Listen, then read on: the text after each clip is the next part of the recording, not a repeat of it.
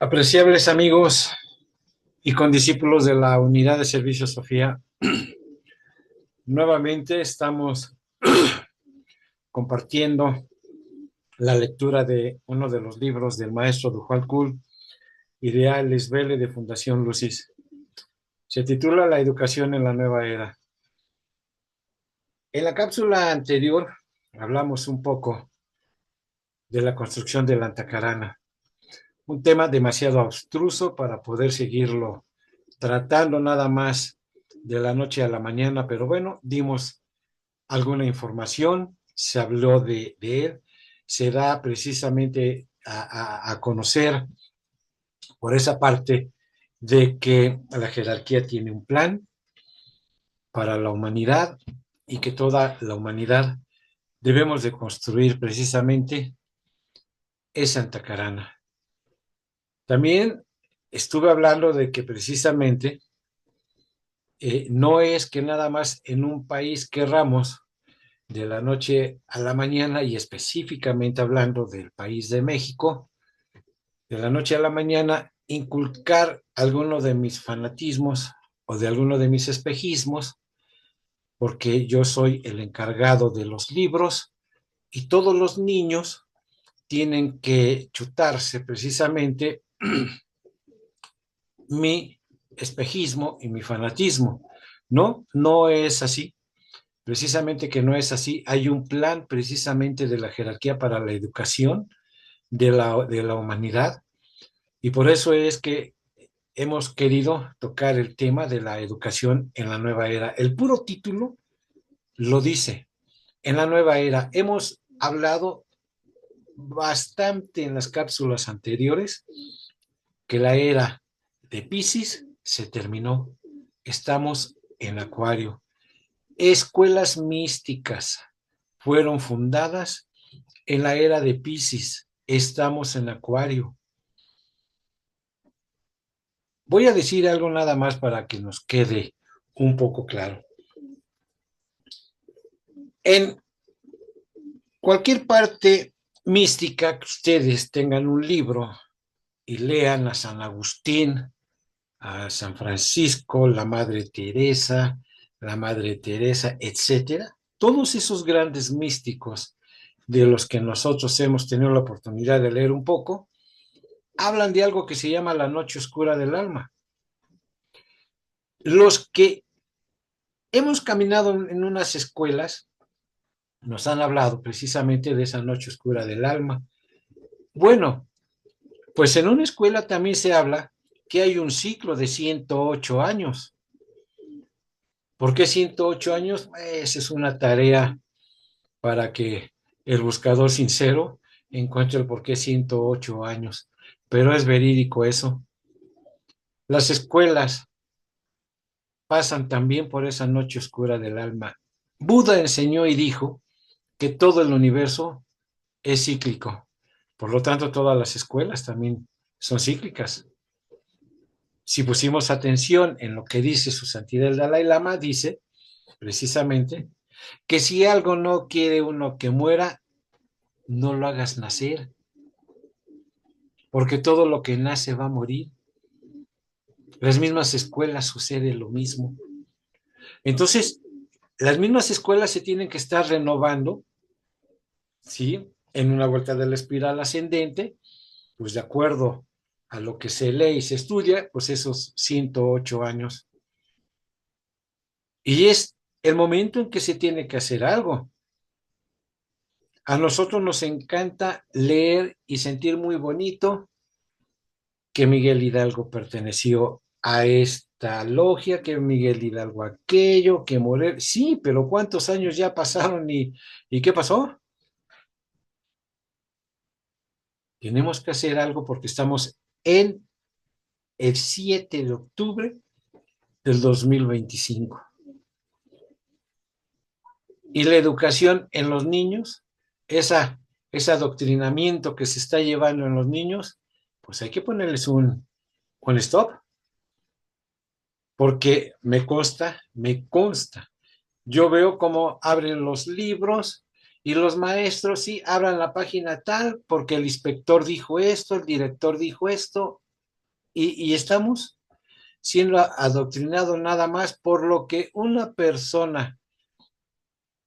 sola persona que se dice el elegido para la educación en México, que es el encargado de los libros, y así lo lleva, y no es así.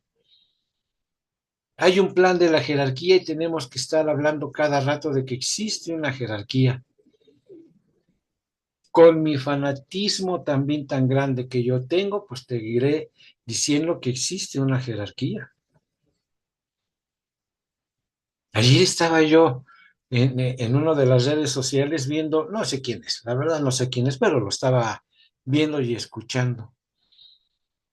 Y está hablando de la simbología, de la vida, él dice así, de la vida de Jesucristo y esto, y sale otra señora, y pues todo es un verdadero espejismo, que México está en un poderoso espejismo y tenemos que hacer algo. Existe este libro, La educación en la nueva era, del maestro Dujal Kul, y empezamos con el prefacio para darnos una pequeña idea. Voy a poner ciertas imágenes nada más para que nos vayamos entendiendo y si gustan apuntarlas o copiarlas como gusten, eh, ahí está. Este libro sobre la filosofía de la educación aparece en un momento de crisis porque existe una profunda preocupación por proteger y enriquecer los valores humanos, tema que prevalece ahora en las mentes analíticas en el sector de la educación. Se caracteriza por la profunda preocupación en la preservación y el enriquecimiento de los valores humanos. Podremos mantener nuestro individualismo democrático ante las fuerzas sistematizadoras de una civilización occidental mecanizada que podría llegar a absorber también al mundo oriental. Podremos contrarrestar los totalitarismos cuya acrecentada cultura industrial ha endiosado al materialismo. La educación debe satisfacer las necesidades del espíritu humano, debe ayudar al individuo a desarrollar una filosofía y un sentido de los valores personales adecuados, cultivar el gusto por la literatura, la música y las artes, y acrecentar la capacidad para analizar los problemas y llegar a conclusiones. Este enunciado exige una revisión de nuestra teoría y prácticas educativas. Una encuesta general de los acontecimientos actuales prueba que los educadores profesionales por fin están esclareciendo una filosofía común y tratando conscientemente de delinear una teoría de la educación adecuada al nuevo mundo que está surgiendo. Una filosofía de esta índole debe llenar tres requisitos fundamentales. Uno, una teoría psicológica de la persona que va a ser educada. Dos, una teoría social del tipo de sociedad que se está tratando de crear o conservar como base adecuada para los ideales culturales promulgados. Tres, una cosmología o perspectiva mundial, teoría del lugar que el hombre ocupa en el universo, donde es a la vez actor y espectador. Nuestro problema consiste en lograr el tipo de síntesis total que el marxismo y el neoescolasticismo proporcionan a sus seguidores, pero haciéndolo con los métodos cooperativistas libremente escogidos y fomentados En términos más amplios, este panorama mundial hará posible una civilización planetaria. Mediante la integración de cualquier verdad intertemporal e interespacial respecto al hombre y al universo, que se pueda extraer de todas las culturas regionales en su momento y lugar. Estos principios universales proporcionarán las normas para la educación en la nueva era, como la denomina el maestro Dujwal Khul, el tibetano. Hoy el mundo sufre debido a un provincialismo cultural basado en una dualidad: la actitud objetiva y extrovertida del mundo occidental y la introspección subjetiva de las sociedades orientales. Cada una de estas civilizaciones, en su forma más extrema, tiende excesivamente hacia sus propios fines. Para vivir armoniosamente, el hombre debe integrar ambos ideales a fin de alcanzar la plenitud para sí y su mundo. Me parece que este es uno de los temas importantes de este trabajo. En el futuro, la solución para los ismos sociales y las fisiones psicológicas que han obstaculizado e impedido nuestros esfuerzos modernos a fin de superar las divisiones humanas reside en la restauración de la unidad de principios sobre la cual se puede intentar una integración de valores y realizaciones humanas. Las implicaciones educativas de este desarrollo son claras, como lo indica el maestro Dujwal Khul. Debemos llegar a resintetizar la personalidad humana en los niveles subjetivos y superar la doble conciencia resultante de la fisión cultural que convirtió la autonegación de una civilización oriental pacífica en un concepto abrumador de su cultura y transformó el agresivo individualismo de Occidente en el ideal del hombre occidental. En consecuencia,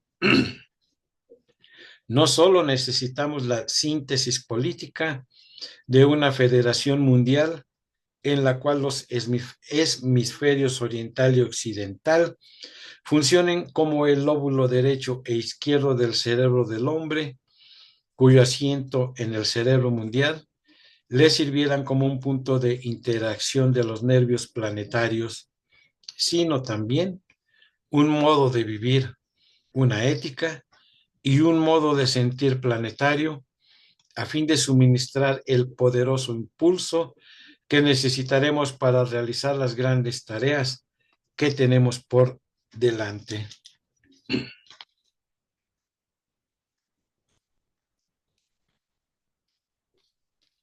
Es ahora el momento de volver a sintetizar las civilizaciones objetivas y subjetivas, extrovertidas e introvertidas, y lograr una gran orquestación de la cultura. Japón no era agresivo hasta que aprendió las artimañas de Occidente. Antes de que sus puertas fueran forzadas, el arte y la filosofía estaban a tono con la tradición oriental. Cuando adoptó la tecnología occidental, desechó su antigua cultura. Lo que ocurrió en Japón puede suceder en el resto de Oriente. Pero si Japón es relativamente pequeño, la China, la India y los países limítrofes son extensos y populosos.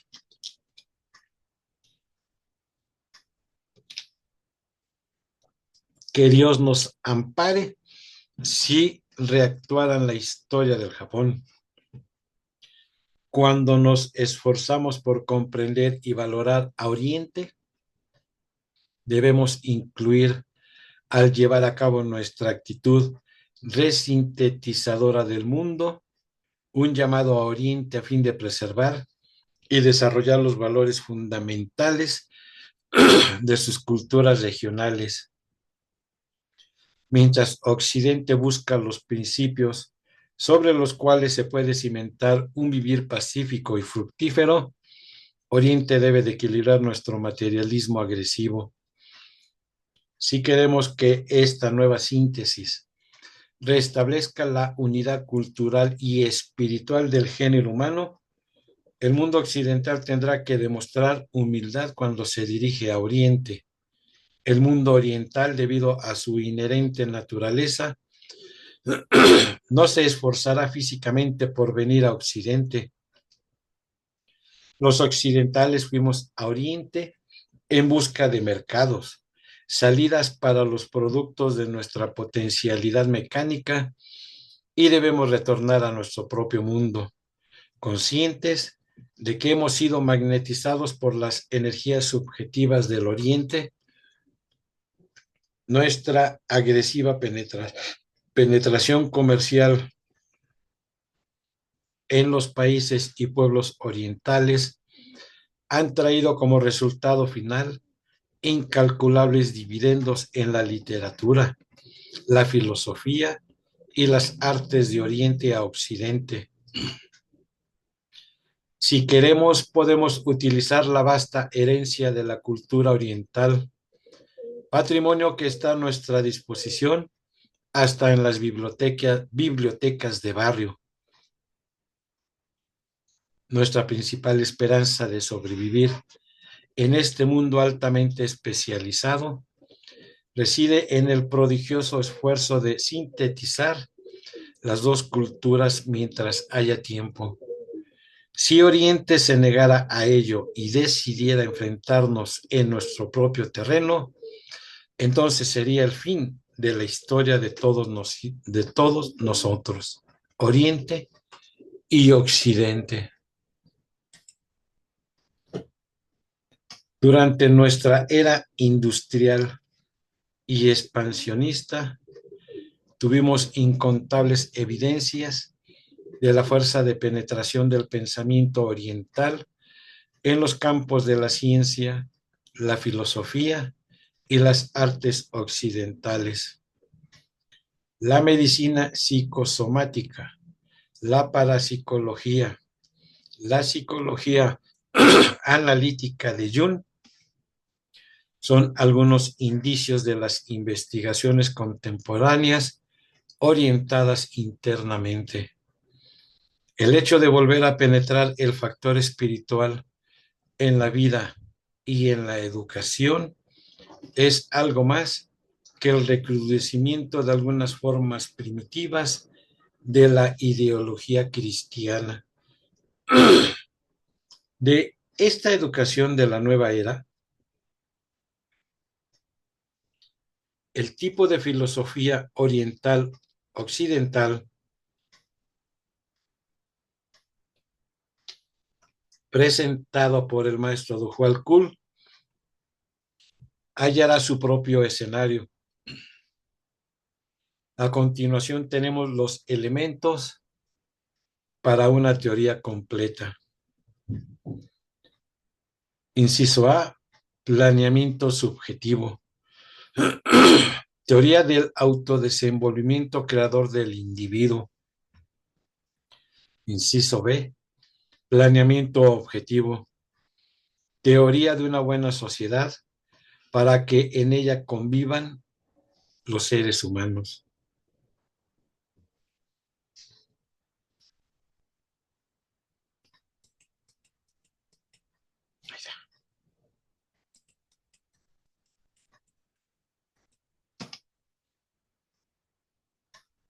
Las implicaciones psicológicas y sociales de la educación deben ser expuestas lo más explícitamente posible en la nueva era.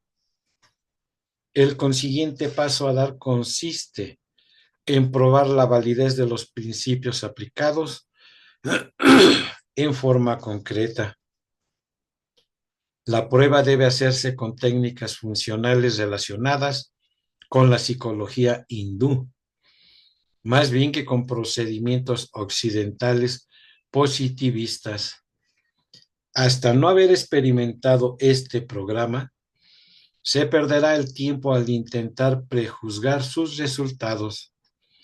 Sin embargo, no es necesario considerar el acercamiento del Antiguo Oriente y del moderno Occidente como dos alternativas que se excluyen mutuamente.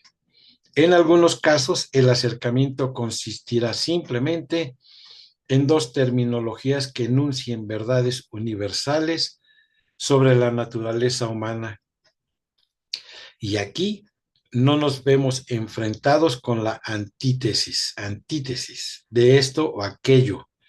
La traducción recíproca haría más asequible la terminología. Por ejemplo, el punto de vista del tibetano, la meditación es pensar las cosas profundamente. Es también la doctrina de Dewey. A medida que disminuyen los elementos desconocidos, se facilita la comprensión. El proyecto tan brevemente delineado no es una mera fantasía, sino una urgente necesidad inmediata, como lo indica un documento preparado por el Departamento de Actividades Culturales de la UNESCO, que formuló el tema a debatirse en los siguientes términos: el concepto hombre y la filosofía de la educación en Oriente y en Occidente, donde se establece que la UNESCO no puede permanecer indiferente a este problema de Oriente y Occidente.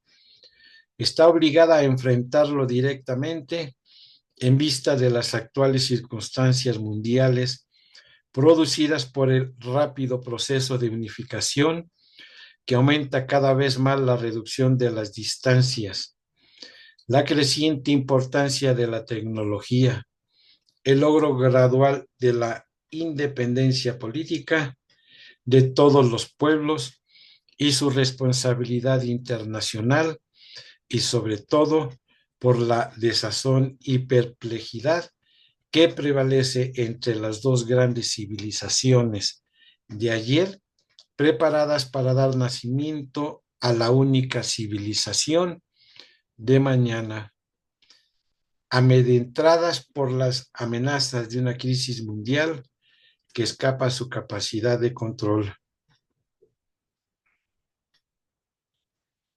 Existe un remedio para la enfermedad del hombre moderno, y muchos de los elementos que lo componen se hallan en este libro que trata de la educación del futuro. La complementación de los principios implicados es tarea que corresponde a la humanidad misma. Sus teorías no están más allá de la necesidad ni de la captación del docente contemporáneo. Esto lo corrobora el hecho de que ya se han dado algunos pasos en distintos lugares del mundo para hacer experimentos en la educación destinados a expresar la necesidad de una síntesis.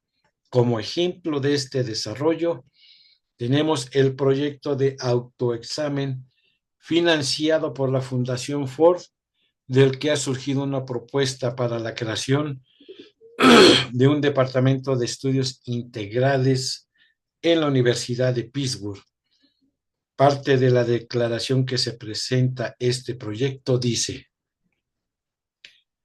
se ha propuesto que sea establecido en la Universidad de Pittsburgh un nuevo departamento fuera de los tres actuales campos de distribución: humanidades, ciencias sociales y ciencias naturales, diferente de los departamentos ya existentes Dentro de los campos de distribución, este nuevo departamento deberá denominarse Departamento de Estudios Unificados.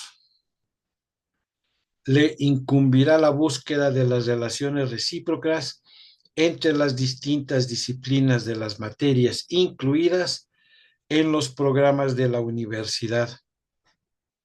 Su principal objetivo consiste en cultivar el hábito de la síntesis reflexiva y descubrir o crear un código de sabiduría para la evolución humana y el autodesarrollo individual. Pues estamos escuchando un tema que puede ser que sea nuevo para muchos, a lo mejor para otros. Ya lo escucharon y cada quien en el campo de su desarrollo empiezan a practicarlo. Pero lo que sí es muy importante es que nos quede claro la educación en la nueva era. Todos de alguna manera, antes era el periódico, ahora son las redes sociales y todo, y estamos bien metidos en la astrología, ¿verdad? Y nos encanta que nos digan que mi signo, que esto y aquello, yo soy el bueno y aquel es el malo. Bueno, pues así son los signos astrológicos. No podemos estar estudiando una educación del signo Piscis. No es posible, porque estamos en Acuario. Sencillamente, hay rayos que rigen los signos y bueno, pues ese rayo, el sexto ya se fue. Estamos en el séptimo rayo. Y viene lo nuevo, todo, porque es Acuario. Entonces va a haber personas que les va a costar muchísimo trabajo adaptarse a estas nuevas enseñanzas,